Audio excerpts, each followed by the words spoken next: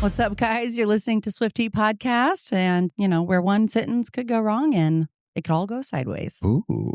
Our next guest has one of the most complicated LinkedIn profiles ever.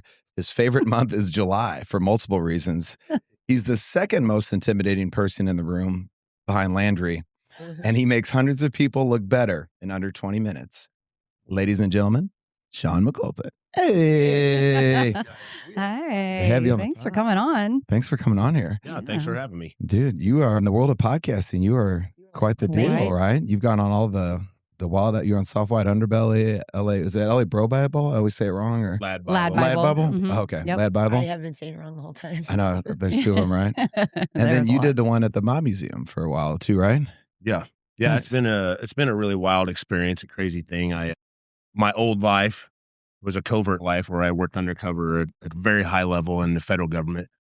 And living that life, you don't talk about that life. My kids and I and my family growing up, we kind of had our own covert life. And so even after I moved to the lake, I think I'd been here probably 8 years before anybody really knew what my past was like. And so it's pretty interesting past. And through that, people have asked me to come on and tell stories, and I've got to experience a lot of attention from being on, like you said, Soft White Underbelly, Lad Bible, a bunch of different podcasts. And I do host a podcast in Las Vegas called Inside the Life. Nice. That's sweet. I didn't know that. Yeah, That's cool. We're big Vegas people. Where do you stay when you're out in Vegas? We stay at the Circa downtown. Ooh. Yeah. I'm a big fan of Fremont Street. Yes. I like Fremont Street, but I like an afternoon at Fremont Street, and then go back to the Cosmo and get massages and be bougie. Oh, yeah, there's all that. But look at me. Yeah. You fit I really don't even real fit good I fit into right Fremont in. Street. Yes. Stadium Swim at Circa. Stadium Swim's a Circa, Stadium right? Swim, yeah. That's that's one of the best places to watch a game. Oh, ever yeah. down It's there. a beautiful hotel. It's very nice, and it's a cool place to stay. You have to show ID to get in and out, too. So some of the crowd from Fremont Street that you might see at some of the other places stays outside. Yeah. There's nothing more than I like than like a really bad, like not an actor, like a performer out there where you everyone gathers around and it's just like a guy and a monkey doing the robot, and you're like, what am I giving you money for? But you're stuck watching it. Yeah, but I'll watch it. Yeah. Well, that's kind of what I like about Fremont. You can go into CVS and get your a 6-pack of tall boys and walk down the street, and you are entertained. Yeah, people the watching whole time there is you phenomenal. see something every which way you look. Well, when we went down there, we did work seasonally, and we went down there to try and work, and everyone's like, you got to be part of the union. And we're like, we'll figure it out. And then we went down there, and it was tough to figure out because pretty much everyone's from the union, but that's all the way back from when the whole mob ran Las Vegas.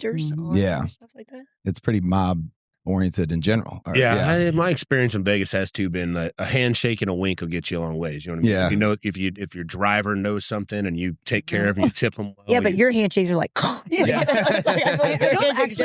I love that you're saying that because, I bet your handshake and a wink is way different than my handshake and a wink. When I was winking, I Let's be just real. thought I was having a seizure. Are you okay? Ow, here's my Are you okay? Dude, take whatever you Take want. the wallet. Yeah. Do whatever you So I know we're just going to touch on how you got here and stuff, but just a question I have on all the undercover stuff is Vegas, you'll run up a big tab or, dinners and stuff like that. When you're undercover, I would be like, hey, FBI or whoever, would be like, these guys are going to Nobu every night and then they're going to the nightclub every night. I got to fit. How does that work? Picking up tabs and stuff. Because that is a great question. Yeah. No one's ever asked me, and I would tell you that's the funnest part of the job. Oh, really? man. I would. I bet. I mean, it has to be. So when they put together an undercover operation, kind of to give you an idea of there's a lot of people that say they worked undercover and they maybe went up to a car and bought some weed or bought an 8-ball Coke or something. The stuff that I was involved with and the stuff that the other group of people, a very small group of people, it's called the undercover program, we'll call it. There was only about 210 of us operational in the country at the time. And you have to put together a packet. Not me, I'm the undercover, but just much like your guys' business, everybody has their role, right? Mm-hmm.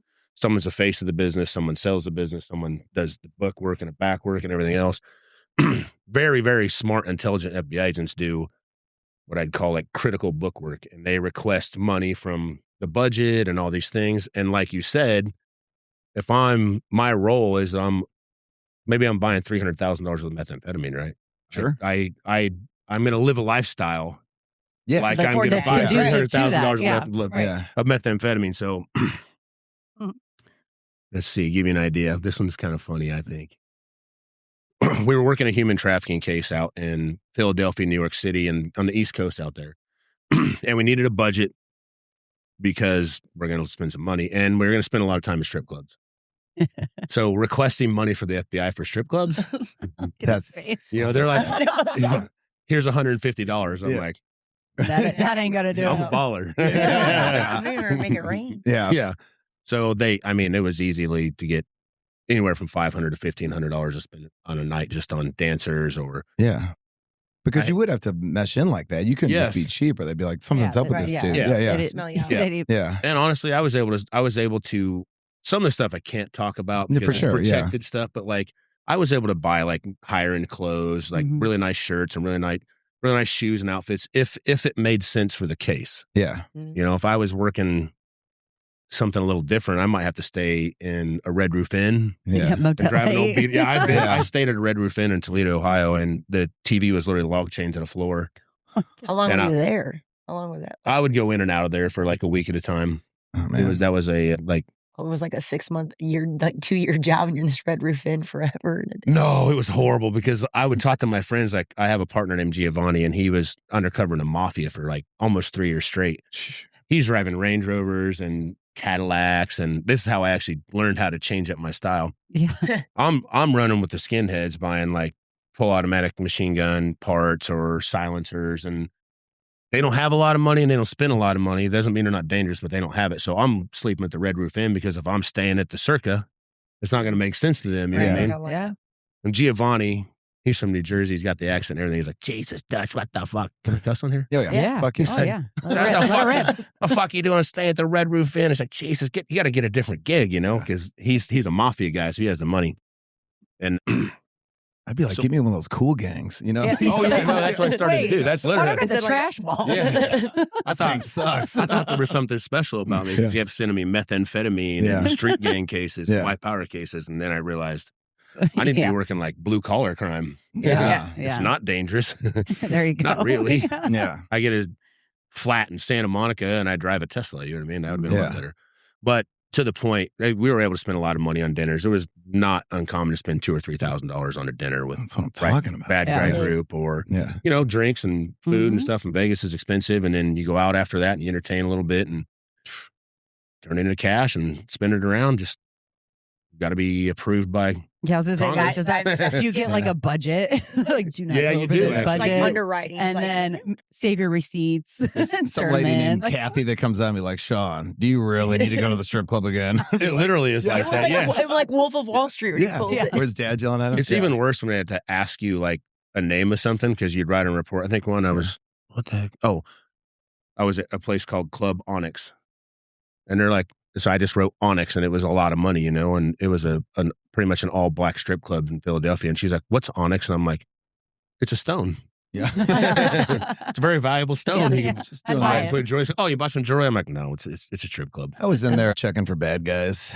We were, yeah. Well, to put it into context, like for that particular case, because it was a human trafficking case, we were actually investigating.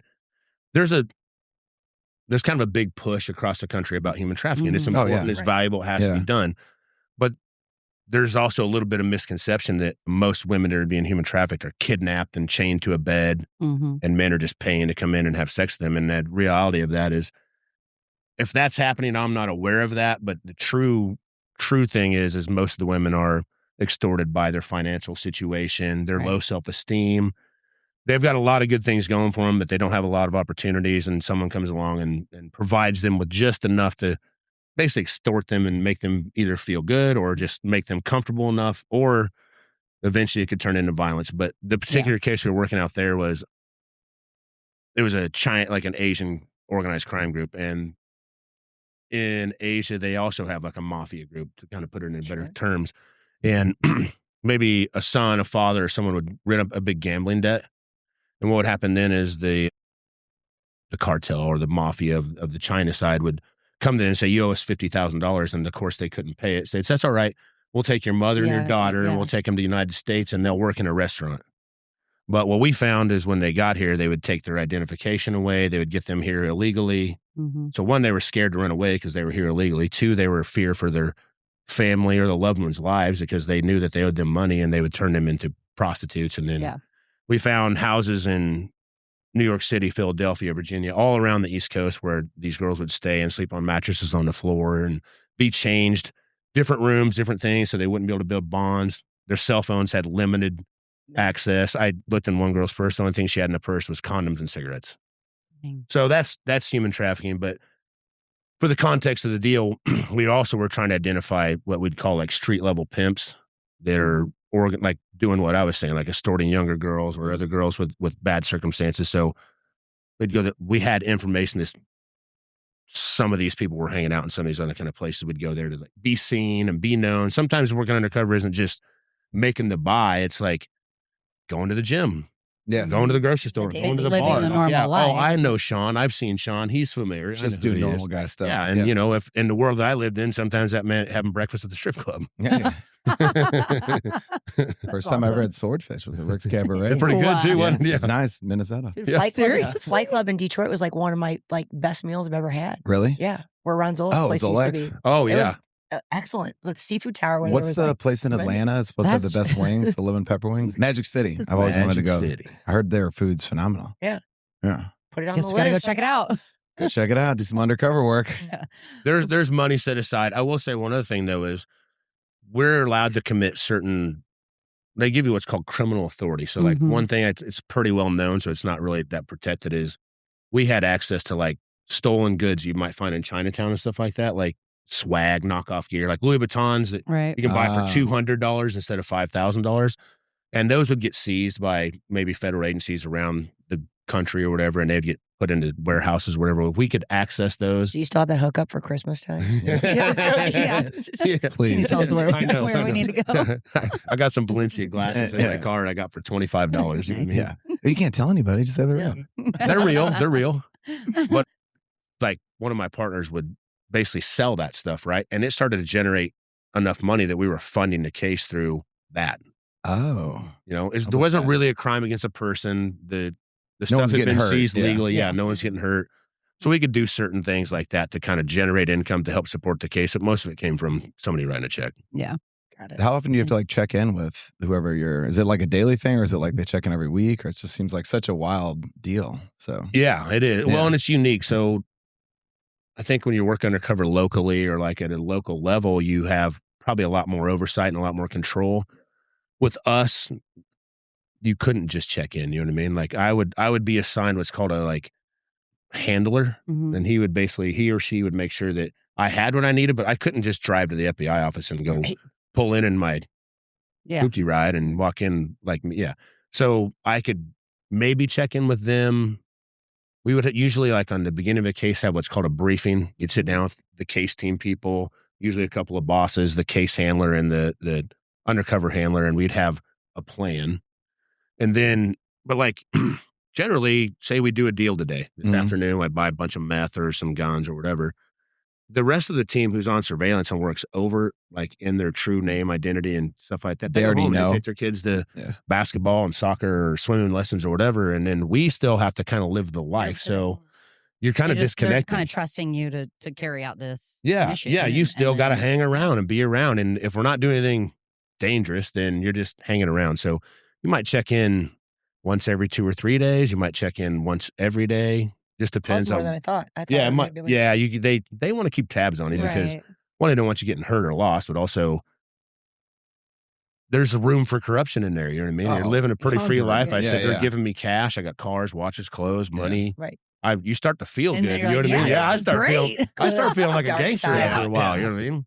Yeah. I forgot I was Shaun. I became Dutch forever there for a while. Yeah. Where did the name Dutch come from? Did you just pick it, or was it a name generator, or does it have any backstory to it? What'd you say? It was a Name generator. Well, isn't that Post Malone's? I think I he just think I picked got it out of a lucky. name generator. Yeah. So I did have multiple backstopped identities, like different names and things that worked and I could use for like renting cars or apartments or hotels, whatever. You got to have some kind of identity, right? Enterprise probably wouldn't let you rent a car even if you had all that. We've been having some What's your trouble. name? Dutch. What else? That's it, Dutch. It's like McAlpin. Yeah. We don't have any. Love it. We don't have any cars.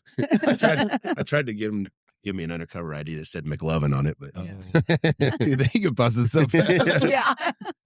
But as far as like the name Dutch, so I had worked an undercover case where when you first start working in these cases, you either have really good success or you have failures, and you should learn from both. Fortunately, unfortunately for me, I'd had a lot of great success, and I started to get a little cocky, and I started to get a little overconfident, and I would get a case handed to me, and instead of like researching and being prepared and stuff like that, I'm like, I can do this. This is easy. Well, it about got me hurt. I ended up short, less violent version of it. I was on a compound down in the South. Why listen to this? And on a global, we'd call it domestic terrorist case. And I hadn't done my research. I hadn't done what I was supposed to do. And they ended up having to send a SWAT team in the middle of the night and break down barricades and grab me and get me out. And so I learned some lessons there. Yeah. So how I became Dutch is I was getting ready to go work another long-term case. And this case involved people, an organized crime group that it wasn't uncommon. They had been infiltrated. There had been wiretaps on them, wiretaps where they listened to their phones and everything. And so they were very, what do you call, like, very aware of the government's, the way they do things, or tradecraft and how it works. Excuse me. So a lot of times I'd be introduced to these cases by what's called a source. A government source is motivated by a number of different things. Some of them, very, very few that I ever met, were motivated by doing the right thing. Mm-hmm. Most of them had been caught and wrapped up in some kind of criminal conspiracy, and they felt that whatever they had to lose was greater than what she had to lose or you had to lose. Well, I have kids. I have a job. I barely do anything. And so they would flip, become an informant. And that wasn't my role. I didn't sign up informants. You know what I mean? The other case agents and stuff would do their due diligence and background checks, and they would work with U.S. attorneys and determine who would be credible enough and trustworthy enough to become an informant. And if the informant introduces a source introduced undercover, he's been pretty vetted, he or she, because you're burning not only the informant and the source, but also the undercover and part of the program and all that goes into it. So you want to be really well prepared. So since I wasn't prepared the time before and it about got me hurt or killed, this time I knew I was going to be flying across the country. And so I went through preparations to, before I even went out there, I met the source and I was like, I want to know everything about you. Where did you get this tattoo? Why do they call you this? What about this? And we came up with, what are you going to introduce me as? And they were a motorcycle club. And so everybody in the motorcycle club had cool names. Yeah, cool. Well, they weren't all cool names, but they were definitely names. And he's like, I'm going to introduce you as Bones. Bones. Come on. Bones sounds Bones. I don't want. No, he's like, I already told him your name's Bones. I feel like Bones would have already been taken. Yeah, I know. I feel like that too. I know. This is a positive story because I didn't want to be Bones anyway. No. But what I did is I basically told him, I said, before the first time every time you meet with these people, every time you talk with them, every time you're with them, I want you to say, let me check with Bones. Let me talk to Bones. You know, like if I'm like, if you say, I ask you something, they go, yeah, you might say, let me check with Mike. Mike's the boss. I'm going to check with Mike. You know, I'm going to check with Mike. Let me check with Mike. So I told him, I encouraged him. I said, every time you're going to do a deal or you're going to do something, just randomly been, let me check with Bones. Oh, it's Bones. Hey, let me talk to Bones. Bones. So it's been about a year now, and he's been doing his preparation, and he's getting ready to go into this thing. And I finally fly out, and I've gone so far as to fly all the way to the East Coast on a one-way ticket.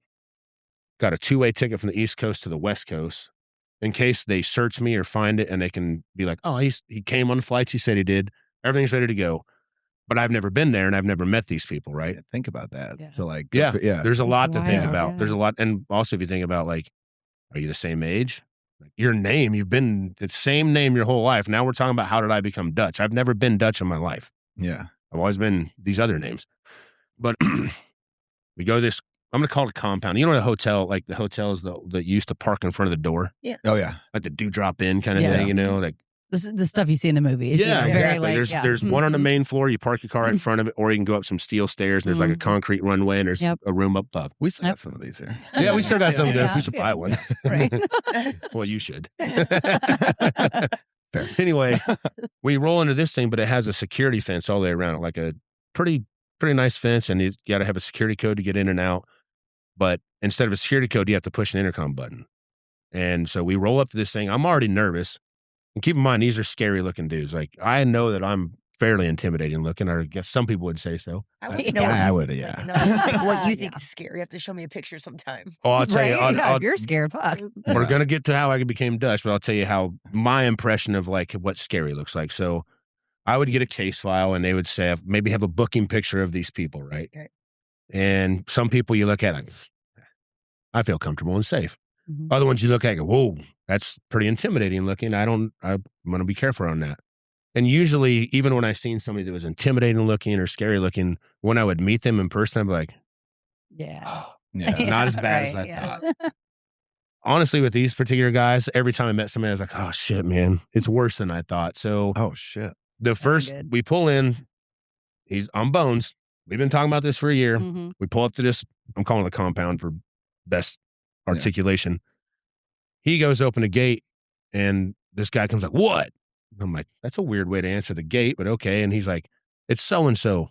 Like, okay, the gate opens, we pull in, and I'm going to meet the president of this club, who's the boss. He's the shot caller. He's the man. And he's well dressed, right? He has pressed raw denims on. He's got a really like bright, shiny pair of white, like Air Force Ones. And he's put together neatly, but on the back of his head, he has these like crazy looking eyeballs. Like, remember the No Fear shirts and stuff they used to have with like, he's got those kind of eyes tattooed ones huge. on the back of trucks. Yeah. So every time he turns around to walk away from me, I feel like he's looking at me, and I'm like, oh. Hell no. So he's kind of scary looking. Hate that. Yeah. It's gonna Now- nightmares already. The source who's going to introduce me, he's like, he's nervous, I can tell. So it's making me a little nervous. So the first 5 minutes of meeting somebody, probably even in your business, right? The first 5 minutes is Right. kind of You that. wanted Oh, anxiety geez, I'm a level. little worried. Where Yeah. are we going to go here? And he's like, hey, this is Dutch. And right away, I'm like, What? why am I Dutch? We've been talking about this for a year. I thought I was Bones. He's like, yeah. He's like, oh, what's up, Dutch? And I'm looking at him like, oh, jeez. Is this going to result in a SWAT team coming to get me again? Am I getting myself into trouble again? Should I stay? Should I talk my way out of this? Should I go? But I'm like, we got a lot of time invested in this. I'm going to hang out. I can roll with Dutch. He's like, well, but you're from here, right? And I'm like, no, I've never been here in my life. He's like, well, what do you mean you've never been here? You used to live here, didn't you? I'm like, no, I've never lived here. I've never been here. And now I'm really questioning, like, What? it was supposed to be Bones. Yeah. I was supposed to have never been here. This is It's almost supposed to be he's, buying like, methamphetamine. sabotaging, Yeah, you know no. what I mean? Well, good you never one. know. You never know, right? Because his motivation Shit. for doing it was he had been into trouble, so he wanted to get himself out of trouble, and they could change their mind. So I have to question that. Yeah. And I'm like, oh, jeez, oh, fuck. All right. I'll just hang in here and see how it goes. It's pretty much a public space. I feel comfortable. And he's like, well, I thought you'd been here before. I'm like, no, I've never been here. I stick with it. He's like, well, let's go downstairs and meet my sergeant at arms. I'm like, that's the enforcer. That's the guy that takes care of shit that needs to be taken care of. And these are serious guys. I already know the stuff they've been up to, And I've seen pictures of these guys, and the P was the president. He was pretty scary looking, but I can handle that. Now I'm already worried because I haven't seen the sergeant at arms, and he's like, well, let's go downstairs. And we walk downstairs, and the door, remember we park in front of the hotel room door, it's now an apartment, is open, and it's black in the apartment, and it's bright sunny out here. And I'm like, oh man, what's going to happen? He's like, hey, get out here. And he's like, doesn't say nothing. He's like, hey, nothing. And then out walks this giant pit bull. The guy doesn't answer. He doesn't come out. This giant pit bull comes out, like stacked up, juiced up dog. Yeah. And he's looking at me. And I'm like, he knows I'm a cop. The dog already knows I'm a cop for sure. I'm really getting nervous. And he walks up, sniffs me, walks away from me, starts walking around. And he's like, hey, get out here. And he's like, what, motherfucker? And this guy comes walking out. He has no shirt on, and he has a pair of long green shorts on. His head is shaved, and he has a skull tattooed on top of his head. But the teeth come down into his eyelids like this. Oh my That's a nice God. feature. Of course. Yeah. Nice. Well, but what's Holy intimidating look shit. like? Yeah. But then he also Yeah. has a state rocker tattooed down his jawbone with a number of their club in it. And on his back, he has a picture of Jesus flipping you off like this, and it says no mercy. And he's huge. And he was like a special forces explosives ordnance guy before he became in the club. Yeah, so I'm like, I with a dog already. yeah, and I'm like, oh, geez, man. Save me. It luckily it worked out and ended up going for quite a while, and it worked out. But the day that I became Dutch was the day that I thought I was Bones. And so I became Dutch Well, then after that, it stuck so long. Like even people I worked with, like when if the FBI people that knew me, like I would go to like a government meeting, they're like, we got anything to say, Dutch? And I'm like, I became Dutch all the time here. Well, thank God. It's way better than Bones. Yeah, it's way better than Bones. I agree. Kind of worked out. Yeah, worked out in your favor. All this sounds like, we see movies constantly. Mm-hmm. And, how we see what's going on and we think that that's real life. And I mean, I think a lot of it probably is true and it depicts a true picture, but obviously it's a movie, so there's way more to it. But how close in comparison to real life undercover versus in a movie That's good. is it? That's fair too. I think when you try to take something that's so fluid and so big and try to condense it into a 2 hour movie or something, they got to sexy it up a little bit. Right. You know what I mean? They make more shootouts happen than really happen. They make more violent activities happen than happen.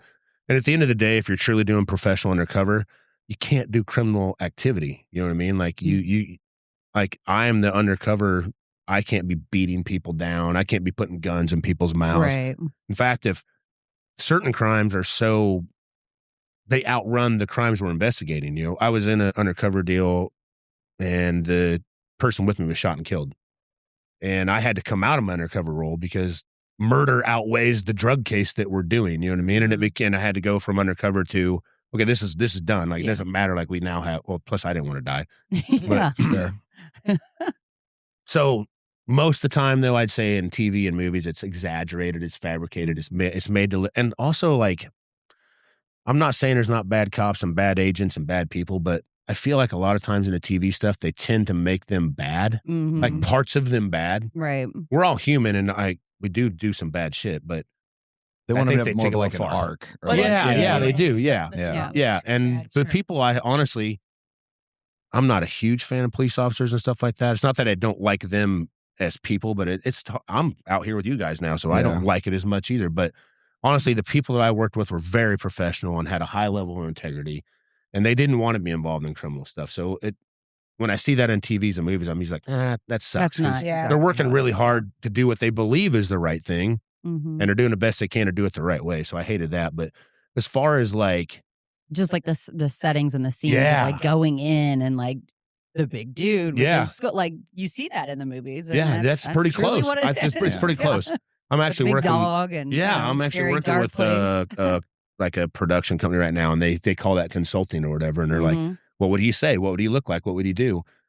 But he'd have teeth on his eyes and his skull. But I mean, you've seen it before. You've done it firsthand. So you'd be a great consultant. But I went undercover with Giovanni Rocco. That's one of my partners I did the podcast with in Las Vegas, and he'd been undercover with the mafia for about 2 years.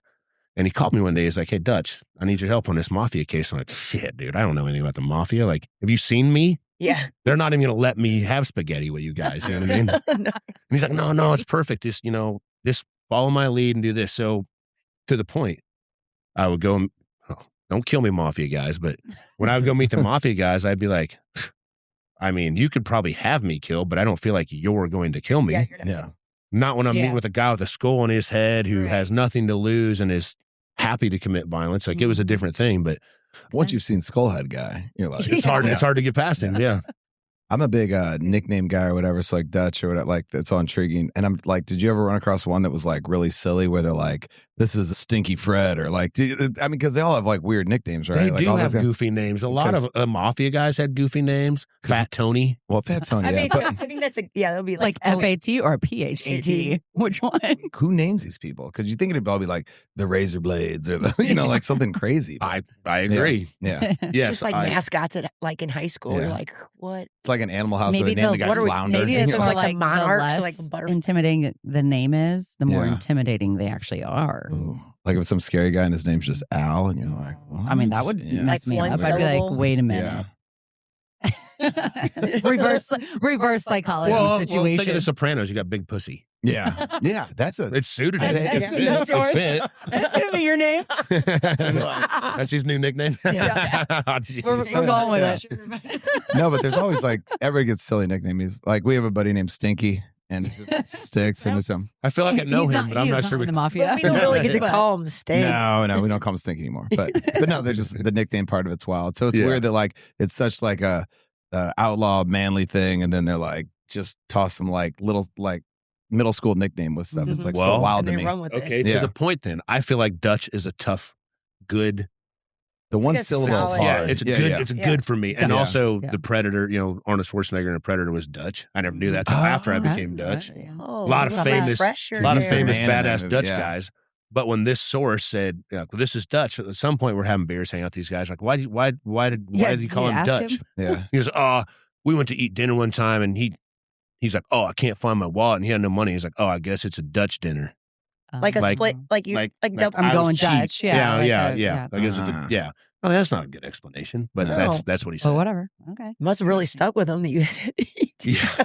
It's like, okay, so I mean, like you said, your look is very intimidating-ish. You're a great guy. Yeah. And I mean, your favorite drink here is Peach rum? I mean, Yeah.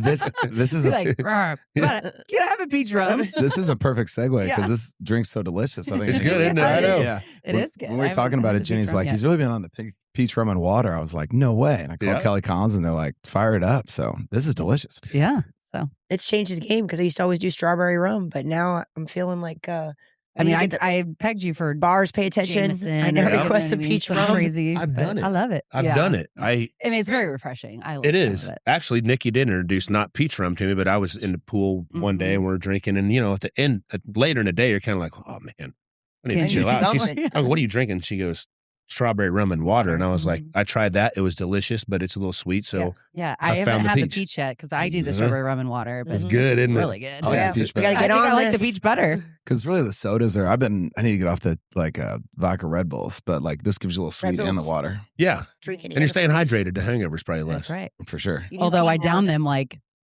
you know what I mean? They come Oh, in these yeah, little they go cups, and I'm fast. like, I just killed that one. So I couldn't- used to drink like heavier stuff because when you're with the tough guys, if I'm with the skinheads or the bikers or the whatever cartel You're not- guys, yeah, I'm you're not not like, ordering I have a- whiskey give and me strawberry gin. rum or peach. Yeah. Oh, yeah. That was usually like shots of Jägermeister, The and record where tequila. Mhm. I've done a lot of Jameson. Yeah. we had Ed Brown in here. He's the Missouri Eagle guy, and I was dressed as Budman, and Barrett Dickman was what's the one in Columbia? It's N.H. Shepherd. Yeah. So I worked with him, and we went into this like biker bar, and I was dressed as Budman, and I was working with Barrett, and we go in there, and we were trying to give away Budweisers, and all these people are at the bar, and we walk in, and it's like record stops. There's You're dressed. Why are you working for like Budweiser at the Yeah. time? Okay. Yeah. I need to get that Sure. part. Like, why are you dressed as a Bud? So Barrett fun. Barrett Yeah. had graduated. He was older than me, and he got this job as a promo guy. Yeah. And he goes, "Hey, we need someone to dress as Budman," and I didn't have any money, and he's like, "You dress like Budman for a half hour, and then you get to hang out. Bud girls are there. You get to drink for free all night, and you get out." And the money was good. I was like, "I'm in." And He I was- trafficked you. Yeah. Wait a minute. But we go to this biker bar, and it's supposed to be like a promo, and we've done a million of them. We go in there, and it's just 4 guys at the bar, and they were not having it. And they were like, "I'll take a Guinness," and I'm like in a Budman costume. Like a little and, then Barrett's like, "We just have Budweiser," and the one guy goes, "Guinness man would kick Budman's ass." And in my head, I'm in this costume, and I'm like, I don't even think there is a Guinness man. I was about to ask you that. Who won? Yeah. Oh, we just left, and we got on the car, and we were like, man, that went bad. That went We real just- bad. Promo went back- over. Went back to Nice school. Yeah, Back to school. How old were you? I was in college. Oh, I was like, what are you? Yeah. Like I got a 5th grader to wear the Bud Man out. Yeah. Oh, No, but these are delicious. he would have though. You probably would. I couldn't have stayed hydrated this weekend if my life depended on me. It was so hot. It was That was rough. Yeah. that Two That's Friends tasty. concert that we were at. That was smelter, like just melting. But it we was stuck it out. such a relief because it was finally dark out. It had been like 110 and burning sun. And Yeah. then I was dark at Shady's. It's It pretty was comfortable. I was doing Katie's wedding, and it was so hot, and I was wearing a suit, and everybody was walking down, and so I was standing up there. I had like a portfolio, and I was getting ready to talk, and I had like hair gel, and it started going down. in your Yeah. eyes. Your Oh, yeah. I kept doing this. And I'm like, I'm not crying. I just because I was just pouring sweat. But Oh, that okay. burns too. Yeah, Yeah. it was a good wedding. It was fun. That's how it was. It was fun. Yeah. Where are you from originally? You're not going to believe this. Probably not. I'm from a really small town in the southwest corner of Iowa called Clarinda, Iowa. Oh, damn. Florinda. What's the Omaha connection then? I thought you were from Yeah, well, Omaha's only about an hour and a half or 2 away from Oh, there. okay. So I worked out of the Omaha FBI office. And I Omaha's worked for, cool. Yeah, it is cool. I like that city. And there's a police. I was actually what's called a task force officer. So I worked for a local police department. Yeah. And then I was assigned full time to the FBI gang task force. And that's where I I worked undercover like in what's called in Omaha. Yeah. In a Metro Drug Task Force, and then ultimately What part, like what street? Because I know like in Omaha, everybody talks in numbers. They're all, everything's 12th down 24th Street. Yeah. There's all the indicating It's like a numbers. grid. Yeah. I can't believe all the people I know from Omaha now. It's so weird. Yeah, I think the lake draws a lot of people from Omaha for sure. It does. They're definitely here. It's not Kansas City, St. Louis. Even Iowa, but not necessarily Iowa, Nebraska, Clarinda. definitely. Yeah, Iowa. no. Yeah. It's more Omaha There's a than St. few. Louis. Yeah, Yeah. for sure. But as far as what part of Omaha, all over the city All there. over. Mostly in neighborhoods that if you were from the area, you would probably expect, up north, down south. Yep. On the east side. Dodge Street, down our street, Dodge Street, and all that stuff down in. Yeah, we don't work in Dodge Street very often. It's more like, like 24th and Benton, maybe like 10th and Yeah. Don't look at me. I don't know. I never. Well, he doesn't take me down there. But is there a bunch of Keno down there? Because otherwise, we probably would never go. No. Oh man, you're missing some of the best parts. Working undercover and living in. So I like to think that when I was working undercover, I didn't grow up rough. I came from this small town called Clarinda, Iowa. It was only about 5,000 people. My dad worked in a factory. My mother worked in a factory. I grew up with my parents. I had a good life. I ran around with some wild dudes, and I seen dope, and we did messed around, stuff like that. But we didn't have gangs. We didn't have violence and all that. So I had a pretty easy life. I think working undercover, the best thing I loved about it is I got an opportunity to like look through a window into the lives that I always wondered about. You know what I mean? Like, right. Socially, people do drugs. They do a little bit of coke here, a little bit of this, a little bit of that, but like not very many people have sat in a room with 80 pounds of crystal meth and a money counting machine and 300 grand. And like, you always wonder like what happens, what's it like? So like you were saying, like, is it real? Like in the shows? Yes. Like I used to deal with this guy, Pachuco. It means gangster, I think, in Spanish. And he drove. That's cool. That's a good one. Yeah. Pachuco. But he drove like a brand new F-350 lifted with like 30 some inch wheels on it. Like rolled up in a gang looking car like you'd imagine, sagging and bagging, big baggy shirts. I fell in love with it. I loved it. I mean, but also what I also drip. But I also went to parts of town, like, not that I was ever scared to go there, but you stay, most people grow up in a city, stay in a 6x6 block radius. Right. Yeah. Maybe you go to your kid's game somewhere over there, or you go to a dinner date down here, but for the most part, you live in a community and you never get into the other community. So when I was running around doing that stuff, I found out where the best places to eat were. Like going to a Mexican restaurant. Dive, places. A taco truck. Vinny's place in Glory is. Vinny's is so good. Yeah. When I was talking Victoria's Secret, like we were talking about that tab question, she was like, actually loves taco trucks and food trucks. Like that's your jam. Oh yeah. $3 burrito off a taco truck. I'm in heaven. We need to take you to Fatty's next time. Fatty's, it's like they do these Cajun boils. Where's Fatty's at? They've only been here twice out of Jeff City. Oh, it's a truck. This really cool family. They're like little kid runs the front. Like we should call them and have we should bring them down here to the like on our lot. Yeah, on our lot one time. It's so buttery. When we ate it, I felt like I had to take a shower boil afterwards. truck. Oh, it's greasy. And this Cajun kid is boil. a hustler, and he is so good at his job. It was delicious. That would be cool. It's the best food truck I've had. Yeah. You know what's odd is yesterday, was it yesterday? I don't know. I was in the kitchen doing something and Hudson comes in and he's like, man, I could really go for a seafood boil right now. I'm like, how old's Hudson? He's 11. He wants a seafood boil? Pretty cool. Thought like it's out of the blue too.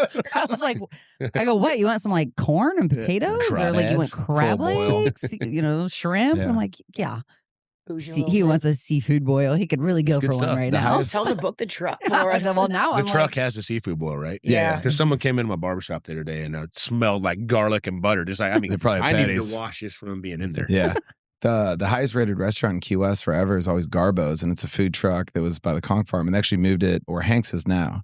They have those like short rib burrito things. Now it's just as a permanent residence. Next time we go, we gotta hit that. I think you've had it. I think you got a bite. It's was delicious. I intoxicated? Probably. Oh, dang it. I feel like we've had it, but I don't remember it. Yes. In big cities, there's a lot of hidden gems like that. Yeah. I used to go to this place. You could get single cigarette for like $1 or 60 cents. You could get a glass of lean, which is like Tylenol with codeine, I think it was, and Jolly Rancher and 7-Up. You could buy bootleg porn, like a DVD of porn. Of course, they had liquor like PJ Mason brandy shooters, like all these different things. Remy, all these things I'd never experienced. And they had bulletproof glass, of course. And it was a pretty fun place to be, actually. Yeah. Get your car detailed, go next door, get yourself a cigarette, shot a PJ Mason. I mean, that's what's so crazy is like, I'm thinking of all these movies that I've seen. That's what I'm watching. That is, you know what I like mean? that, And then you're doing. Well, a lot of like that stuff's just got to be day-to-day activities, so you can't squeeze it into a movie. You stick to a routine, going into your stuff. So do you ever get like, I have to ask them because I feel like we're in our own little special bubble here, right? And essentially we don't go more than 10, 15 minutes out of our way each day. Right. So now you're in this bubble, but you live this life. Are you ever bored? Yeah. Because like not here at Lake of the Ozarks. This place is all about fun all the time, man. Well, it's hard to get It was bored. like you're talking about, you guys had some first timers. Yeah. And they came in from the city. Yes. And they thought that Gator was just crazy. Yes. Nice. Yes. So, and she's a manager for Paramount in Brooklyn. Oh, she has a huge concert venue. They have massive concerts there. It's a big nice. deal. She's very worldly, very cultured. Both her and her boyfriend have been around everywhere. And we took them to the Two Friends concert at Shady there. Well, you actually got us in there. And when we went in, they were having fun and everything, but they had driven. They drove from New York City all the way to here the day before. Wow. Yeah. Was that Friday? It was Saturday, right? Saturday. Yeah. So they'd driven a lot the day before and they were tired, but they were like, we think we're going to Uber home. This is too much. I'm like, what do you mean? She's like, I live in Brooklyn. I run a concert venue at Paramount, and this is a wilder crowd than I'm used to. And really, wow, yeah. And I'm not saying she was uncomfortable or anything like that, but she was blown away at like how I feel crazy like you can't prepare yourself. No, when you say you're coming to Missouri, middle of Missouri, and then you show up, you're like, you can't explain it. No. So.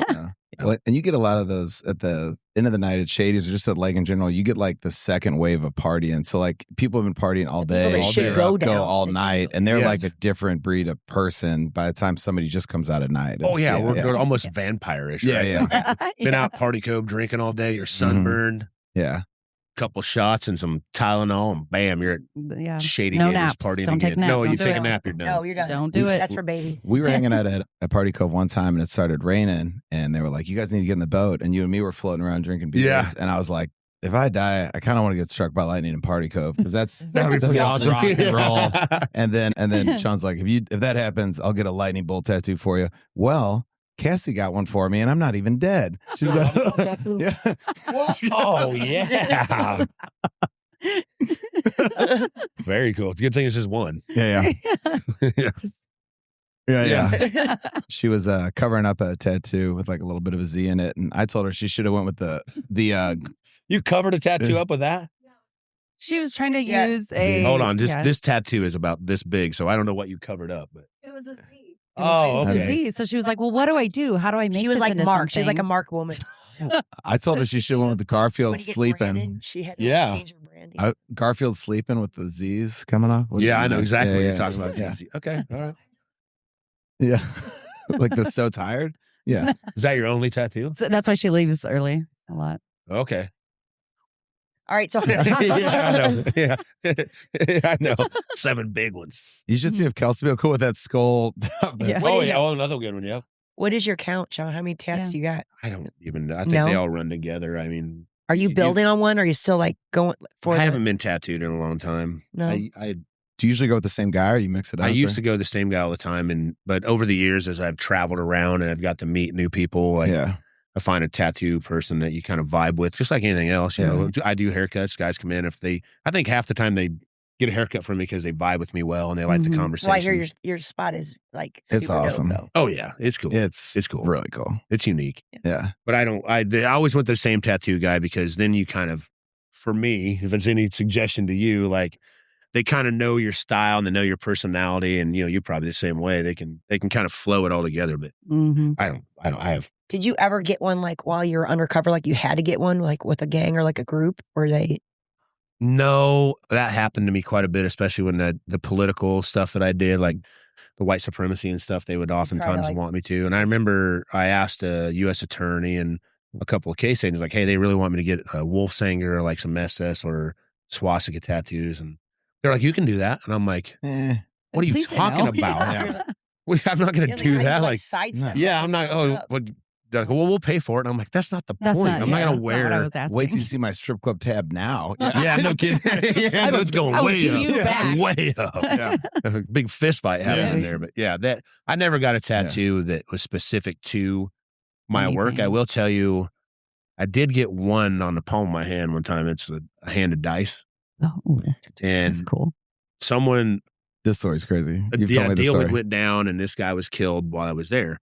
And I remember I was talking about it, and I had to talk about it a lot when it first happened because it's a pretty big deal. When you lose a high-level government source and they're killed on your job, it impacts a lot of things. We have to look at policy. What are we doing? We're doing this. But for me, it was just a very impacting thing because I knew him. It was very personal.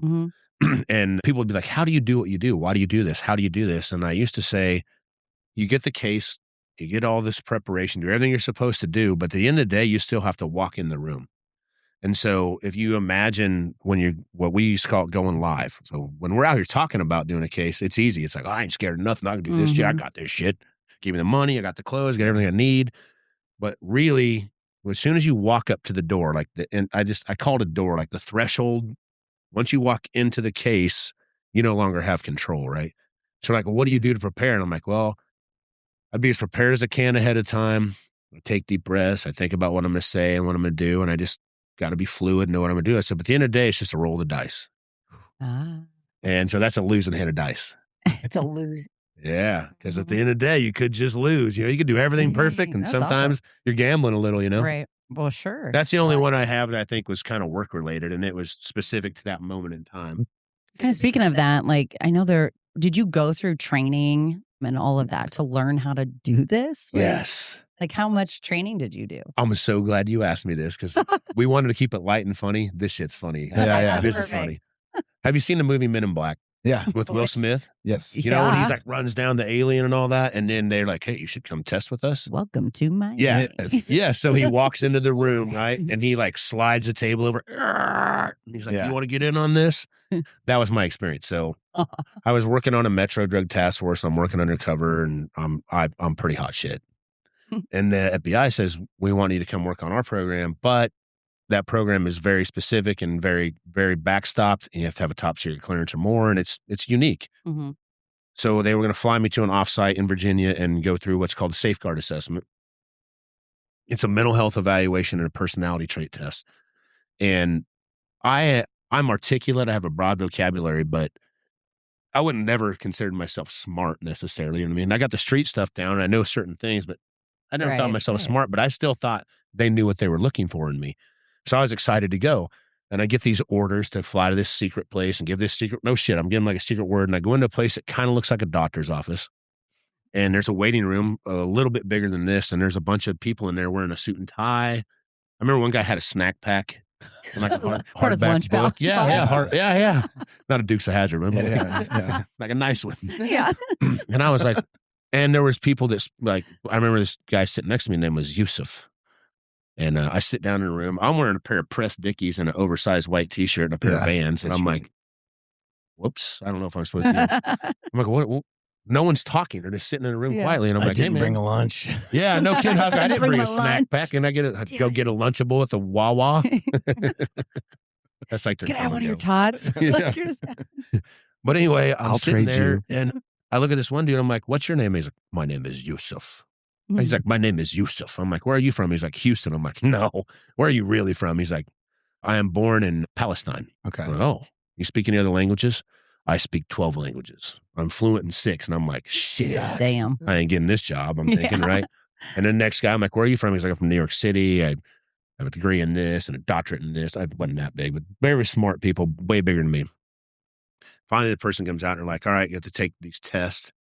Kind of like Men in Black, except we didn't take it with a pencil. We're sitting at like computers like you did when you took your ACTs, like with the blockers up. And it's, you answer all the questions and then you take another test and another test. Like a psychological question? Yeah, well, some of them were psychological tests, some were personality trait tests, and one of them was a like problem solving test. Okay.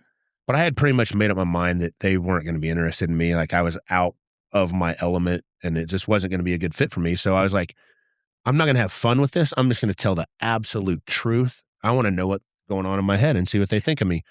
So like the first one is like, I think it's called the MMPI. It's a Minnesota multi-personality. I don't know what it is. But they ask you tons of questions and they're all yes, no, and true, false. Like, do you like children? Yes. Do you like flowers? Yes. Do you want to burn churches? No. Have you ever had a bellyache yet? Like hundreds of questions. And I'm like, yep, nope, yep. I'm just telling the truth. I'm the first one done. And I'm like, like I somehow won a race or something. They're over there. This is Yeah, either and you're good- going, dummies. Dummies. This is either good or bad. Yeah, I don't know if it's good or bad, but I'm like, we'll see what happens. I'm like, next test. They come in, I take Oh my God. all the tests. And then someone comes out and they're like, Shaun? I'm like, yes, like, Dr. Cruz will see you now.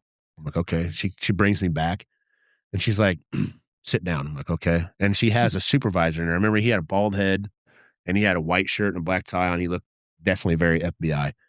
And he's standing there watching. And I'm like, something's wrong. Like something's off. And she goes, do you realize you failed every single problem solving question on the test? I go, I failed every one of them?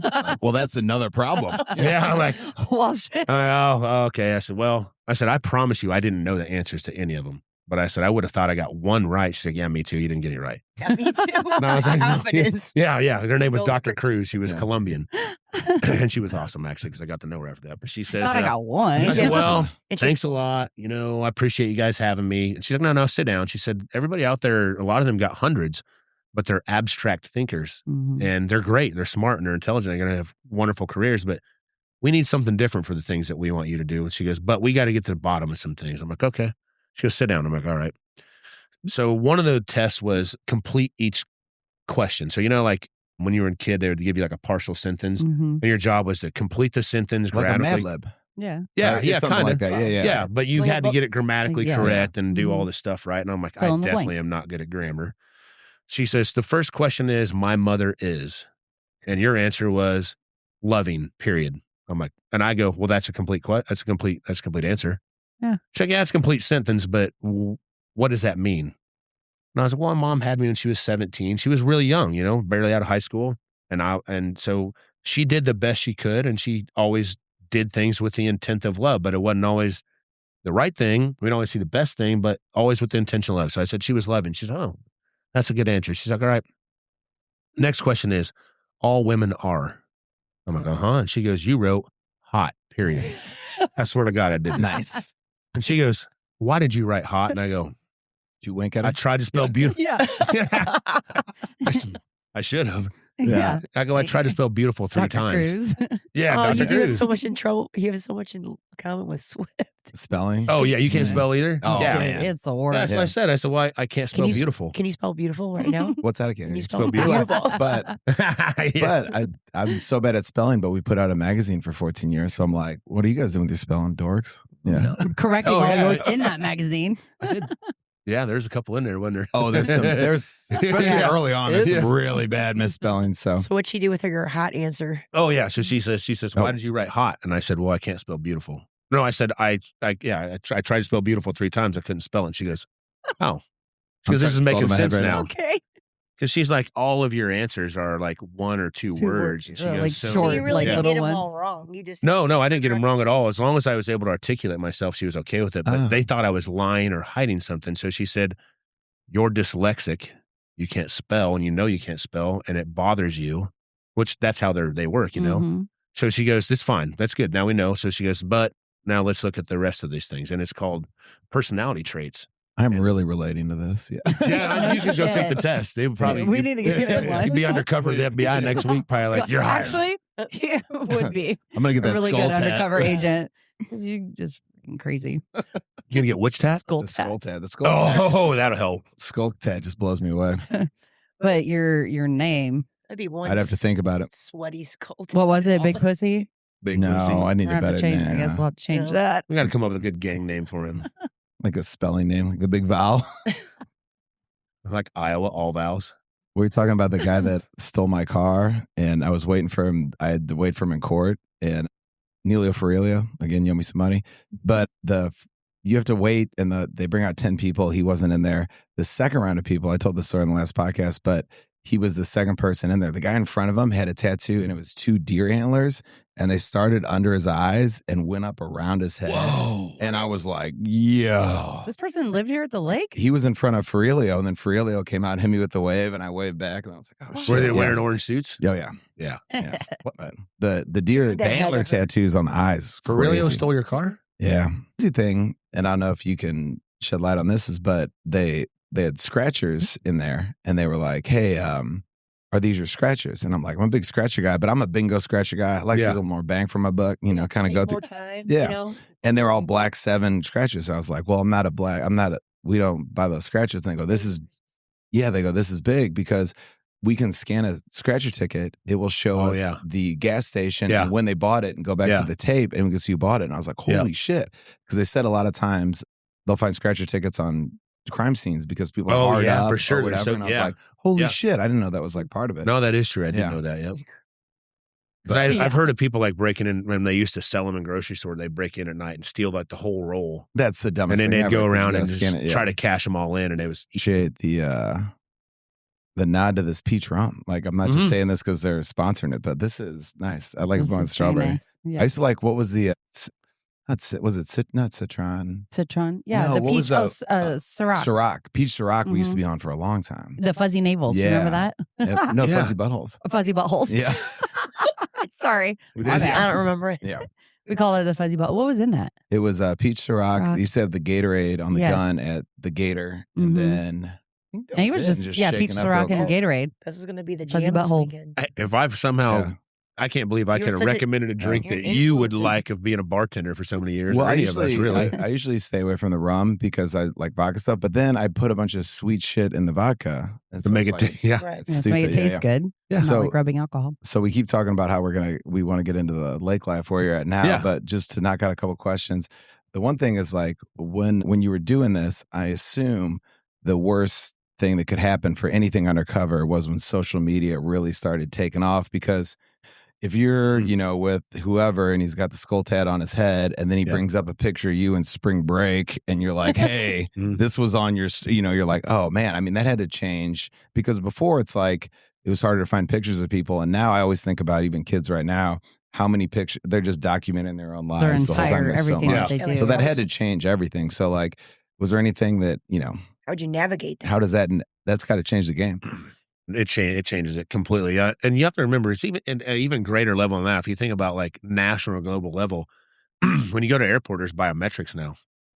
So if I'm flying in a covert name and I have to stop and they take a picture of me and my retinas and my eyes and everything, and I have this name, you see what I'm saying? Like, you've flown, right? You stop to take a picture of your face.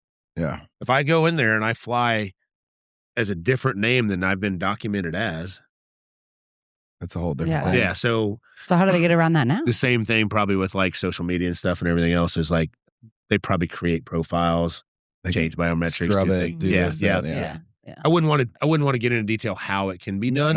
It's very very tell me challenging. Now, so it's very challenging. Even like background checks are pretty thorough, So if you give out a social security number, it's got to be well backstopped. I mean, it's hard to circumvent how much we have available, information we have available to us. You can buy a subscription and do a search on me and probably find some stuff out pretty quick. Oh, they the board pays for like this is called Forewarn, and all the girls can put in numbers and stuff and check people out.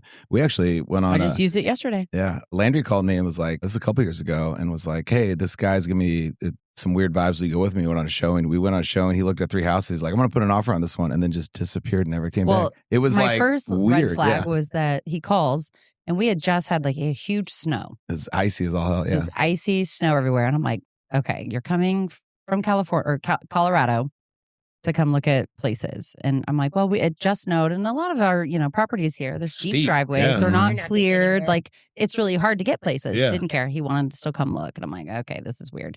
So yeah, I was like, can you go with me? But yeah, you weren't able to do that before. You couldn't check and see his profile and see. Yeah, that's right. I mean, and honestly, we went to some and it was over in like Rocky Mount or like it wasn't pretty far away and like kind of the sketchier areas. So who knows? And you could tell when he saw me, he saved my life, maybe. Like he wasn't. Not digging it. Like Snapchat and everything, man. Everybody, there's dope deals getting done on Snapchat. It would be tough to do what I did now. I mean, I've been out 10 years, so it'd be a lot tougher, but it's getting done, I'm sure. My last question with the undercover stuff. Is there anything that's been like undercover where there's something hilarious? Yeah. Okay. Yeah. That was my question. I want to get on that. That's I'm going to be very vulnerable here. Okay. All right. I'm a masculine dude and I do tough guy shit, but I'll be honest. Yeah. So I had a source, and basically these guys had gotten access to like some military weapons, supposedly. It was a really, really big deal. And I was working on a local level, like what's called like a Metro Drug Task Force or Gang Task Force at the time. And when we did our background check on this particular person we had identified that I was supposed to meet with, he popped up on the terrorist watch list. And he was a big deal. It was a really big deal. And so another triple letter agency came to us and were like, hey, you're working on a case that we have, and you're going to basically take our guy undercover with you. They like that or don't like that, right? We don't like that. Okay. No. We're all territorial. They're all territorial. Sure. Everybody's like, oh, I have all this information. Mine, yeah. What do you have? Mm-hmm. Well, I'm not going to tell you what you have. You do a lot of that shit, because there's budgets involved and there's pride and ego. I mean, it's normal human stuff. But this guy, he was very dangerous. He ended up being very dangerous. So this other triple letter agency said, you have to take our undercover with you. And I look like I look, and I am who I am. And I was like, okay, they'll probably send me something like this. This was a very pretty guy. He looked like a Barbie doll. Like a Chuck? Ken doll. Yeah, like a Chuck taking you on. Yeah, like a Chuck.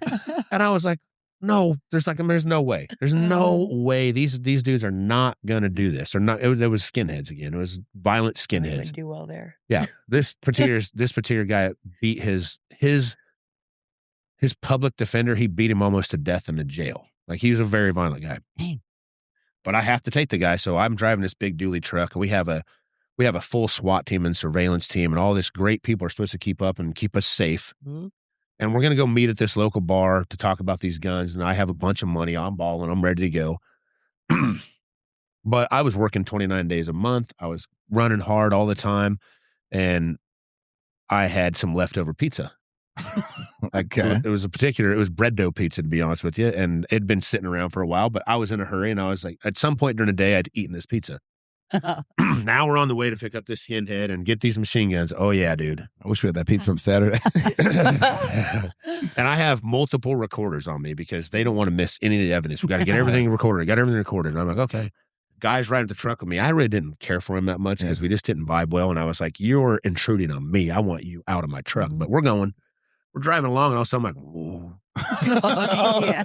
Bubbles. We've all had that. Bubbles. I'm not talking about bubbles. I mean, like, where your forehead starts to sweat. Yeah. Your mouth's watering. You're about to pass out.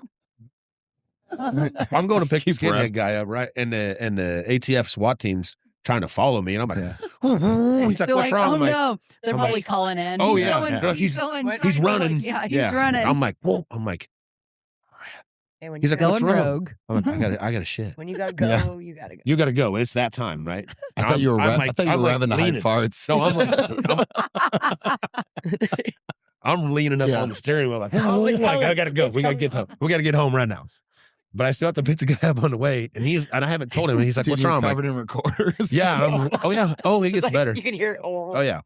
I'm covered in recorders. I'm driving along, and this guy's bothering me. He's like, "You okay, man?" I'm like, "No, I don't feel good, man." He's like, "What's wrong?" I'm like, "I got to shit right now." And he's like, "Were you scared?" I'm like, "I'm not scared. This pizza. You should be scared." Yeah. I said, I ate some bad pizza. I think it's really bothering me. I'm like, whoa. We pull up to this apartment complex. I call the guy. I'm like, "Hey, be outside. We're on the way." He's like, "What's wrong?" I'm like, "Hurry up." Roll up. I'm like, tell the dude, I'm like, "Open the door." We're in a single cab pickup. I make the triple letter agency guy scoot to the middle, like, "Get in the truck." He's like, "What's wrong?" I'm like, "I got to shit." He jumps in. Whoa, we take off. We go to the bar. I hand him all my money. And I'm like, "I'll be right back." And I take off running to the bathroom, and I come back out, and I'm like, alleviated. We made it. I'll be okay. Drink a bottle of Pepto and be fine. We make a machine gun deal and everything. I'm so excited. I've made this big case. This is going to be some awesome stuff. Out late that night drinking Jaegers and hanging out with the boys. We come back to the office next morning. I get there. I go to unlock my door. Everybody's sitting in there and they're laughing and crying. They're like, just folded up laughing. I'm like, what are you guys laughing at? "Oh, we're just watching your video from last night." "Oh, it was fucking awesome, isn't it?" And they're like, "Oh, yeah." You were the shitter. Oh, that's all you could hear. You literally could hear me walk. You could hear me driving. And I'm like, "What's wrong?" I'm like, "Oh, shit." And then you hear me in the bar and you hear my pants like.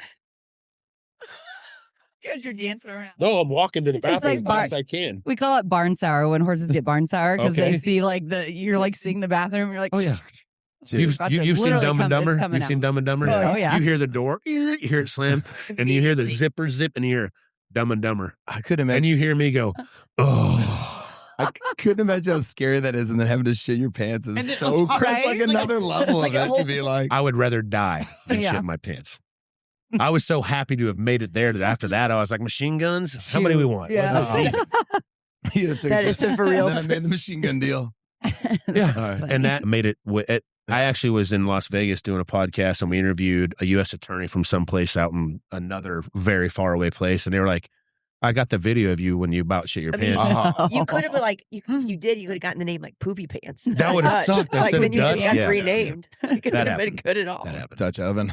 Dutch oven. Yeah. All right. Transition. All right. Ask your awesome transition questions. No. No. Shut up. Ask another one. Are you going to do it or me? No. You got him. All right. So you're in So- Omaha. So you're yeah. going then to when you get out of, and you finally how did you end up, I guess, in the islands? Like where? Yeah. Where Yeah, did yeah. you That's so great. you did Where's this that- for 10 years? 21. 21. Okay. Yep. So then. So 10 years ago is when you stopped. Okay. I so think you were that's doing it 20 years. Yeah. And then where'd you go after that? Oh, I had a very abrupt ending to it. Really? I was doing it. I think I was just fine for like 9. And I'm not a complainer. I don't whine about, like, I have experienced violent things and seen things that probably people shouldn't see. Right. Mm. But when I signed up for it, I knew I was going to do that. You know, I'm not one to complain about like, oh, I saw so much bad stuff. I'm so hurt and broken. But at the time I was probably a little overwhelmed. I was working multiple cases across the country. I was traveling all the time. My kids I should have been home taking care of them. You know what I mean? Like I think my daughter was 14 or 15 and my son was probably 12 or something like that. And I was just running them ragged. Right. But I went in on a Wednesday one day and I'd finally reached my cap. Mm-hmm. And I went in on a Wednesday and I told my unit chief, like, I'm never coming back. And he's like, what are you like taking the rest of the day off? Go ahead. It's okay. I'm like, no, I'm never coming back again. And he's like, what do you mean? Like, you have a terrorism case in California. You have this going here. You have this going here. I'm like, I'm done. I'm just that's done. a you problem. Yeah. And I wasn't that abrupt, but I was like, I'm just done. And so the chief brings me in. He shut the door. Shut the door, Shaun. He said, did we break you? And I said, no, you never asked me to do anything I couldn't say no to. I said, but I never said no. And I said, I'm just tired. I'm really, really tired. And I'm just done. And he goes, well, are you tired of the bad guys? And I said, no. I can't tell the difference between the good guys and bad guys anymore, you know? And there are very bad people, like pedophiles, rapists, killers. Those people are easy to identify and there's a place for them. Right. But the rest of the world, I think really good people are capable of doing really bad shit, even though almost all of the time they're really good. And there's people doing really bad stuff that most of the time do good stuff. So I was kind of getting lost in that. Yeah. So I left. I was like, I'm done. And I moved up to Northern California. I spent time in the mountains all the time. The sugar pines out there are amazing. What are sugar pines? So there are these giant, huge pine trees. Lutz talks yeah. about him. She loves them. Yeah. That she moved out there. I have a pine cone in my shop, and it's probably that long and probably that big around. And there's thousands of them, you know. So I went out there and I just Lumberjacked it up. kind of Yeah. spent time in the wilderness by myself and out in the mountains, and it was very spiritual. And I went to places. I tried to push my limits, see how far I could get out into the wilderness and You into the hiking and shit? mountains. Yeah, on my side by sides. I had decided I wanted to start like an off road tour in the Tahoe National Forest, but I wanted to do it. I had friends that had been shot and like lost limbs and things like that, or people that I just knew like didn't have physical abilities. Me, basically, I felt like I'm kind of broken right now, and this is helping me feel really good. And I thought maybe it would be cool to take people, but you have to get way out to feel good. You can't just like go on a hiking trail. It's You like gotta- no cell phone shit. You're just out Yeah, there you gotta push connected it. shit. Yeah. And I thought it'd be Your cool if limits I'd that yeah. way. Yeah. it'd be cool if I could put people like that in a side by side and take them to a place that That's dope. you Yeah. could never get to. And so I was mapping the U.S. Forest Service gave me a map, and I had to track like how many miles the tire would touch the ground, how many times I would go on it, because they wanted to protect the environment, which is Yeah. good. Ultimately, I was never able to make it happen. It wasn't going to be cost effective. There's no way to make it happen. But I spent a lot of time in the mountains. And then after I'd been there for a while, I just still wasn't really happy. So I moved to a small island off the coast of San Juan called Vieques in Puerto Rico. And it's, I think, like 9 miles What by made you 24 choose that? miles. What made you like? I feel like that's just you just point on Pretty the map. random, You're like, I'm gonna isn't go it? there. Yeah, I had another guy who I worked with for a long time who had been through some really bad shit. Like he had been, I think he had a heart attack at like 33 because he had been so stressed out. He'd been in some shootings and things that we all went through, and he just had to be done. And he had moved there. And so when I was living out in California, I bought a house here at the lake, and I was excited to come here. But then he called at the same time you were doing that. Yeah. Okay. So like while I was living in California, I had a lake house here at the 24-mile marker, and property management company was renting it out for me, and it was making money. It was paying itself off. No kidding. I bought a house here on the water at the 24-mile marker for $180,000. What year was that? Yeah. We bought the house in 2010. April 2010. That was, yeah. But I wasn't ready to be here. I'd never lived here. I'd visited here a little bit, but it's different. That's also the wild, lake like at 2010 is a lot different than it is now. For sure. Oh, way different. Yeah. Well, my mom and her husband had a vacation home here, so Okay, I'd that's come what I to was visit. wondering. Yeah, that was my introduction to Okay. it. But coming to visit somebody is way different than really being here. Yeah. Like being or living here. We all know that. having, And there's different parts of the lake where it's like it's different even at the 24 than it is at versus the a 7 60 or something. Yeah, for sure. It's a different thing to a lot of different people. I got lucky picking the right spot, but I had a good realtor. and they were like, they literally told me like, hey, the location matters as much as the home does. You know what I mean? Like big time. What your view is and what your accessibility is. And I think that makes sense to me now. So I just left that home alone, and my buddy was like, hey, I'm down in Vieques. Why don't you come visit? And I got a duffel bag of shit, and I was like, I'll go down there for like 10 days. And I went down there, and I met this girl, Victoria's Secret, we call her, right? She's pretty hot. She's a model. Yeah. It's a secret. Yeah. No, she was from New York City, and she was living there doing her own thing, and she doesn't want me to talk about her life because that's her life, and that's fair. That's fair. But we met each other very organically. Yeah, like I was there cool. for my own reason. She was there for her own reason. We ran across each other's paths, and we've been together ever since. But I spent my time there in the ocean, like spearfishing and doing snorkeling tours and living the island life. Like, and it's so peaceful because I didn't care about my phone. I didn't care about anything. If I made $300 today, I spent $300 at Lazy Jack's that night, like much like the Keys or been there. Yeah. And how long were you there? You were there for only about a year. Okay. But then me and Victoria's Secret, she went back to New York City, and I was like, I got this house in the lake. I'm going to go check it out.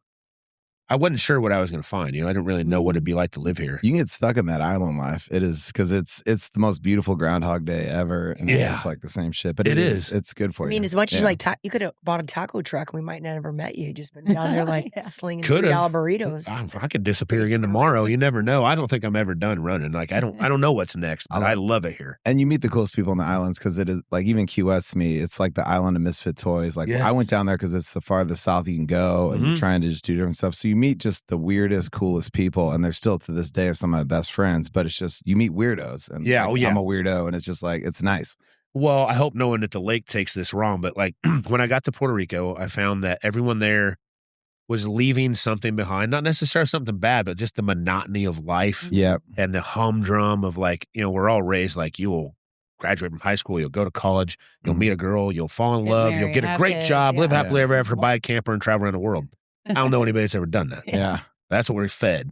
Right. And in Puerto Rico or the island life, it's like everyone there, like you said, is like they're running away from something, not necessarily something bad, but they're looking for something, and you find it there. For sure. I think I got a lot of good. I got a lot done there. I had no responsibilities, and I got all the stuff that was in my head kind of dismissed and taken away. And I found that I could live however I wanted to live. And so it was probably a really good transition. For sure. It's like a reset. Well, absolutely. Yeah. Even I think going down there like to visit QS or anywhere like in the ocean, like it just resets everything. Like it's nice. Yeah. I think the lake's powerful that way too. It's 90 miles long. It's 100 and some feet deep. It's spiritual. This sounds weird. Powerful. I don't like being too far away from water. Like I don't feel either. Like it's like a weighted blanket. Like if I'm like instant, like I feel like as soon as I see the lake, I'm like, or it's in the ocean. Like it's like I feel like every time we travel, that's what I want to do. Yeah. Mike Wright was one of the first people I kind of met when I got down here at the gym, and he explained it to me this way. He goes, oh man, you're going to fit in great here. I'm like, why? He goes, everyone here is a transplant. It's like, what do you mean? He goes, well, a lot of people come here from somewhere else looking to build a life here. And he's like, the lake is kind of like that. You know what I mean? Like, I feel like, and I've been very accepted and embraced, and even coming out with my old government life, like nobody's like, whoa, don't talk to Shaun no more. Yeah. He's Dutch. That was quite like when you first came, that was quite the rumor. Like when you did have your first barbershop, everybody's like, all right, who are you looking for? What's going on? You're undercover. Like that was a whole thing. Took a little while. Yeah. Took Took a little while. But it's fair. It'd be crazy to be like, well, I was undercover, and the people are like, what? You know, like, because it's just like it's like a weird thing. I did this, and this. Well, I didn't know how that was going to go because I had lived covert for so long that I feel guilty. I feel bad about it. Like, there's nothing good about locking people away in prison or taking their life away from them is a terrible consequence of that. So I look at like, what would I think of other people that did that? I must think like, well, I wouldn't want to be around that person. You know what I mean? They must not be a good person. I wouldn't want to be around a person who did that. It's kind of what I felt. I feel like that's not how I think about it at all. I mean, I think it's like more respect for you. I think. Well, you're putting innocent like church going soccer moms in jail. They're bad dudes. Like, it is what it is. But I mean, it was my head. You know what I mean? But once I got here, I was like, I fell in love with it. The trees, the landscape, the people, the water. It's amazing. I love it here. How many years have you officially been here now, would you say? 10. Oh, it is almost 10, okay. yeah. Nice. So almost immediately. I moved here in 2017, so 9. Did you move into the house you were renting out? Yeah. Okay. Yeah. I moved into it because I paid it off, rented out. Yeah. Nice play. It was pretty cool. Yeah. It's the way to go. No mortgage. Banked on that one. Yep. No, Shaun's Hollow Cove is the coolest barbershop at the lake. And to be honest, I feel like a huge pussy not get my hair cut. I feel like big pussy from the show not get my hair cut till I went and got my hair cut with Shaun because we've been buddies. We met through Mike, and we've had some fun nights, and we've been hanging out. Yeah. We've gotten a lot closer over the years. But when you're like, what? Or Claire's like, why doesn't Shaun cut your hair? And I was like, I don't know. And then I went to get my hair cut, and you're like, here's a grenade launcher. You guys are playing like heavy metal. It's like cool as shit. And then you're like, show me all this cool stuff. And then Jenny came in with your buddy? Big Country. What's his name? He was on Scott Payne. Scott Payne. I remember seeing him from being on Joe Rogan. He's like on one of the Rogan. He fangirled out. Oh yeah. He did. I messed up my name, introduced myself to him. What'd you call yourself? No, and he's good at this. He doesn't normally. I'm good at talking, and I went up, but I'm just like such a big Joe Rogan fan. I was like, hey, I'm Mike, and I like stuttered it. And then Jenny busted my ass on it, and I was like, but I got back here to the office, and I got a haircut, and Claire's like, I really like your haircut. She's like, how was it at Shaun's? And I felt like a little kid. I was like, it was so awesome. He had like a rocket launcher and stuff. And Joe Rogan was there. It was like so cool. Yeah, good. I'm glad you had that. No, but just from being there, like I feel like we want to promote your barbershop, but I almost feel like it doesn't need to get promoted because like every time everyone always has problems. People go in there and you're like, hey, like you don't just. Yeah. I want to start a barbershop just so Shaun will send his overflow to that barbershop because there's so many people that just go in there and you're like, hey, we can't do it. But you got it.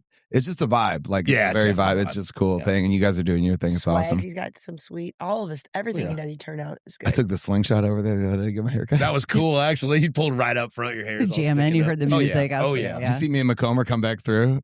Oh, no, I didn't see you come back through. We were honking the horn because we darn it. Hot lap. He picked me up that morning. We went to go like for an appointment or something. He's like, I haven't driven a stick since high school. And it just takes off. You know what's strange? I don't trust you driving just a normal car. That's fair. I can't think he focuses more. I'm better at that, yeah. But he pulled up on that thing, and I looked at it, and I was like, that just seems normal for him for some reason. Like, of course he's driving that thing. Wouldn't surprise me. I miss it. I wonder if it misses you. A little Volkswagen Beetle. We can still promote the barbershop, though, because it can always be busier. Well, it's the coolest barbershop in the world, and if you don't go there, you're a pussy. No, I'm joking. But no, it's just you guys got it going on there. Like, because I went to a couple different places, but it's just sweet, and you guys are awesome. It's just all right. Where's it? Drop it. Where's it at? I know we're still putting it there, but we'll drop it and with good intentions. And then we're gonna get to the. I want to. Oh yeah, we'll get to that. Yeah, about earlier about a charity that I worked for. So, Hollow Cove Barbershop. I named it Hollow Cove because I had to have a name for the city. I didn't know what to name it. I looked up the research and I found that Jesse James used to hide out in Anderson Hollow Cove, which is Party Cove out behind the barbershop. And then I found out almost all of the coves, a lot of coves at the lake are end in Hollow Cove. It's Evergreen Hollow Cove, Anderson Hollow Cove. There's a lot of different coves that end with the name Hollow Cove. So it turned out it was a good name. That's cool. And then the other thing is in the summer we get so busy, right? And I love tourists. I love having them here. I love the excitement of them here. But people here I found work so hard, like so many days a month in the summer. They're working. And so originally I was like, there's only going to be locals coming to the shop. So when tourists would come in, I'm like, you live here? And they're like, no. I'm like, then I'm sorry. And I've stuck with that for a long time. And some of them will be like, what? Really? What? Are you serious? Like, I'll give you $80. I'm like, nah, man. Like, I'm busy. And so you don't live here. They're like, well, I got a house here. I'm like, that don't count. Yeah. Now we have what's your address? Yeah, now we have more people. Where do you get your mail? Yeah. Let's prove it. Yeah.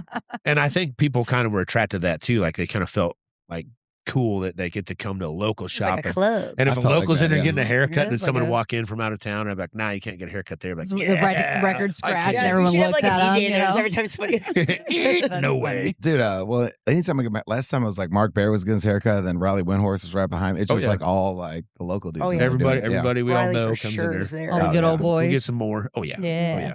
Riley parked his Mini Cooper right next to the slingshot. So funny. He drives that Riley thing. Mini Cooper. All the things he could drive, he drives that all the time. He I love loves that it. dude. Yeah, Les has that, what is it, Ferrari Hurricane? Mhm. I don't know what that. And is. he drives a Mini Cooper. He's a super fast, badass super. Oh, I thought it was Yeah. like a little Mini Cooper thing. He drives a Mini Cooper instead of his Ferrari. I thought a Ferrari made like a little. Oh, no. Yeah, Dang, you're in the club for real with that slingshot. just get my haircut. Ozark Get my Alliance. haircut. I want to mention the thing if it's okay with you guys, if it's cool. Oh no, dude, you 1000%. brought up. It sounds awesome. So I do a haircut for this guy one day in the shop because he's a local guy and he's from the Climax area. And we get to be friends. And he says, hey, my wife runs a nonprofit called Ozark Alliance to benefit Climax Springs. And she would like to know if you'd come do free haircuts for the kids that are going to school in Climax Springs. So like Oh, yeah. this year it's August 20th. And I think I've been doing it for 3 or 4 years now. So when the kids come in to sign up for school, Mhm. we give them free haircuts. Did they do it at your shop, or do you go? No, to, I go there. I go to over the there? school. Go Do you to need school. even more help with more people giving haircuts? Or do you think No, I'm not the only one that does it. Okay. Me, Steve, and I, the guy that works with me, Steve, at Yep. my shop, both of us will be there, and then some ladies from salons come and do girls' hair. Mhm. Okay. There's plenty of people cutting hair, but I think That's it's awesome. interesting that they also buy. It's economically stressed out there. We can agree to that, Mhm. right? Yeah, for Like, no disrespect to anybody that lives Yeah. out there or anything, but it's a different Right. element of things. So they provide school lunches for the kids, and they also provide a meal before they go home because some of the they'll kids grab it? The don't buddy eat pack, yeah. before they get Mhm. home. And then not me, I give the haircuts out. I gave a bunch of backpacks to them last year. So they buy all the school supplies for the whole school for the year, Wow. and they provide meals, and they also buy coats and Mhm. gloves and warm clothing for the kids. Yeah, Yeah, because for I the don't year. have a heater. That's air great. conditioner. There's not very many out there, you know what I mean? Yeah, But right. I don't know if you could reach out to Lindsay. Like maybe we could pop up a thing or Oh, something. we'll pop up a thing Definitely. too. Yeah, that they can. They have one of them scan codes, so you can. Mhm. Yeah, And QR she codes would. donate. Lindsay would be the one to coordinate with about what they need or what they don't need. Okay. Mhm. And I'm sure there's tons of benefits around the lake. That's just the one that I'm Right. part of, and I'm pretty excited about it. Good No, stuff. that's Love it. awesome. Well, Well, I mean, and that's great because we do Climax. The lake is so big and we have so many little Yeah. areas, and Climax Springs is part of the lake, but it's Yeah. kind of out of our We don't think about it when you're out of living- sight, yeah. out of mind Right, kind of right. thing sometimes. And so, yes, I mean, there's so many charities and organizations down here that help with all kinds of stuff like Yeah. that. Yeah. But that's nice to know that they have someone that's I really think it's trying cool. to. Yeah, Well, and we Yeah. get some Benefit sponsorship them. money from this stuff, so we'll just donate all that money to that To deal. you. awesome. That'd Yeah. be great. Oh, Yeah, yeah. For sure. let's I do mean, that that. makes sense. That more was than the just intent. like- That's yeah. a great Yeah. idea. Yeah. Of course, we'll Perfect. just give it right to Lindsay and No, that'd be No, sweet. sweet. Yeah. Yeah, so we'll drop it up. So, like, is there a date that if they're going to get their haircut up The there, 20th, or we the said. August 20th? 20th. This year's August 20th. Yeah. When they. And those kids are going to look cool as shit. I Oh, know. yeah, I there's some think bad that's things. like- It's pretty There's some good. bad Have things. it I'll Have figure it you out. coming in to cut my hair? I think that's so fucking cool. So, Yeah. So you love lake life. Oh yeah. Yeah. Oh, absolutely. I'm very thankful to be here. Hmm. they'll bury me here. I love it here. I've got to live a lot of cool places, but this is just This is this home. is Never nice. leaving. Yeah, I'm not leaving. I think all of us like to travel. I know that Yeah. about each of you, and I do Sure. enjoy traveling, but I love coming home, and I It think feel- this but is it going to be feels my like home base. home. Yeah, it does. It When you feels hear, very like, homey here. It's the first place in my adult life, Mhm. running around doing the crazy shit I've done. I felt like I'm home, and I'm Yeah. very thankful. But Yeah. even though it's home and it's, there's still so much that goes on here. And, it's still an exciting place to live. It's I mean, we could super always think we exciting. need this or that or whatever. But at it's- the same time, it's like, It's getting more and more it's so acceptable. cool Well, it's to like- live It's here. getting better. Yeah. Yeah. It's getting right. Yeah, it wilder. just keeps getting and When growing. we're doing stuff like at the Get Down Guide and you just see how the weekends lay out and Mhm. stuff, you're like, this is going to be July's a hard. lot. You know Oh what I mean? yeah, So- look at the entertainment that's coming to the lake, and like Oh, you yeah. guys are all of everybody. Yeah, we It's love it. Work hard, been play hot in the hard. kitchen in the July. Mhm. So and we got when kids go back to school, like second week of Well, July, some of like No. the McDermott, Arizona. or in the second week of August. Oh, Jesus. no. She's Towards the end leaving of this week August. to go back, because sports are starting and everything else and enrollment. So we're losing some of our Mhm. peeps. We were Yeah. talking about last week, but I think shootout, as good as shootout was last year, especially if the weather cooperates, I think this shootout's going to be insane. Like I think That it's going should to be a be good one. Is it dog days again? Yeah, Mhm. they're keeping that set up Yeah. because we were talking about it, but like everyone was like on the fence about that setup. It's way better, I feel like, there. And it's just going to start growing. People don't like change, and so you have to get everybody in that mode. And it's always nobody. Everyone just wants to first, complain second online. years or whatever. It's kind of a slow build, and it gets bigger. But people are contributing more and more. And well, and every time I'm over at your shop now, I get my haircut. That you can see the amusement park, and from like getting my haircut, like from last time to now, I'm like, this is noticeably different. Like, cooking on that thing. Yeah, they're making big progress there. Yeah. All right. Well, I say we end this one on a nice cheers. And cheers. Thanks for having me, guys. Yeah. Hey, thanks for coming on. Cheers. Thanks for introducing us to peach rum and water. You're welcome, guys. cruising. We'll see you next time. Peace. Bye.